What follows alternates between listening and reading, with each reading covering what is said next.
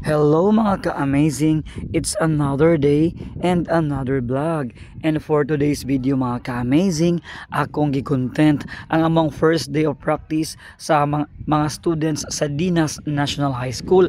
Kaya kumukot ang ilang na-hire para motudlo sa Migayon Festival 2025 sa araw ng Zamboanga del Sur.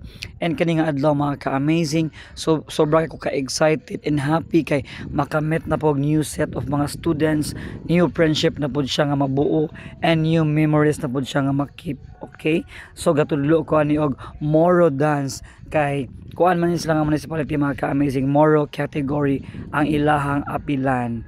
Pak tuyok-tuyok katong atake diha. Okay, ako yung giisa-isa gi-emphasize sa ila nga inganaon pagsayaw para makuha lag early o makabuhat nami og choreography. So thank you so much for watching. Please like, follow and share my page. Ka-amazing!